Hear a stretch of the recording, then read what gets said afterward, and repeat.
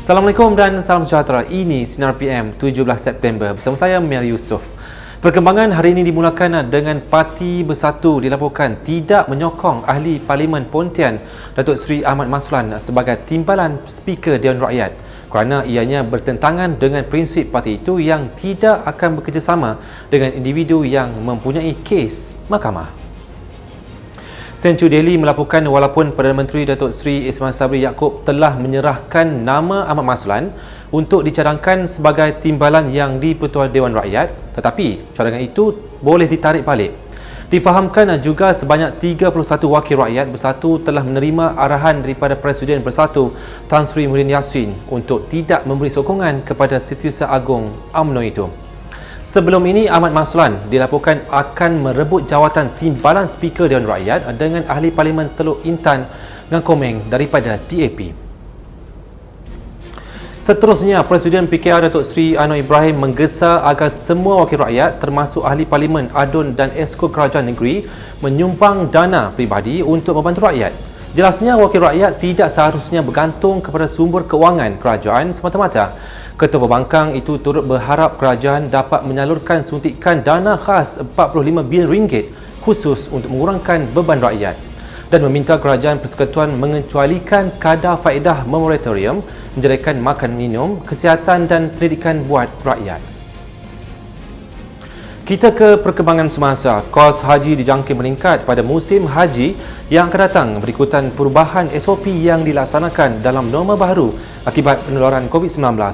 Pengarah Eksekutif Tabung Haji Datuk Seri Syed Saleh Syed Abdul Rahman berkata, kenaikan kos itu disebabkan beberapa perkara berkaitan SOP yang perlu dipatuhi seperti penjarakan sosial, hak kapasiti bilik hotel dan bas selain pergerakan jumlah jemaah di dalam Masjidil Haram. Datuk Seri Syed Saleh menambah jemaah haji kini perlu membayar RM15,000 hingga RM20,000 untuk 5 hingga 7 hari, membabitkan 3 lokasi iaitu Arafah, Muzdalifah dan Mina serta melaksanakan tawaf dan sa'i sahaja. Kos itu tidak termasuk penginapan hotel di Makkah dan Madinah serta makan minum juga penerbangan dari Malaysia ke Arab Saudi. Pada 2019, kerajaan memutuskan bayaran menunaikan haji bagi jemaah haji musassasah kekal RM9,980 dengan kerajaan menanggung subsidi RM12,920.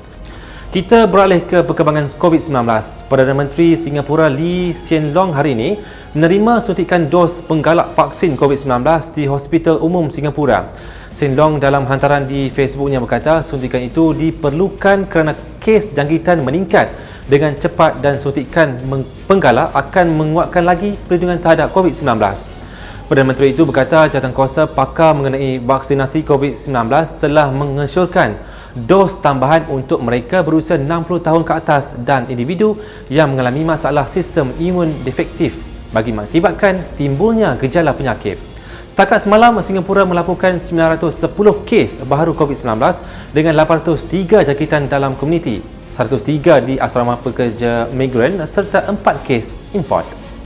Kita beralih ke berita sukan. Pemilik Kelab Johor Darul Takzim JDT, Tunku Ismail Sultan Ibrahim menegur tindakan Menteri Belia dan Sukan Datuk Seri Ahmad Faizal Azumu mengenai isu RM10 juta membabitkan baik pulih padang di Stadium Nasional Bukit Jalil.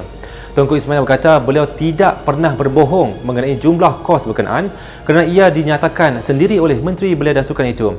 Baru-baru ini, Tunku Ismail mempersoalkan kos RM10 juta yang diperlukan untuk membuat padang baru di Stadium Nasional Bukit Jalil. Katanya kos RM10 juta itu terlalu tinggi kerana beliau hanya memerlukan 1.4 juta untuk membuat padang menggunakan rumput jenis Zoesia di Stadium Sultan Ibrahim yang lengkap dengan sistem perpaipan, perparitan, tanah dan pelbagai lagi.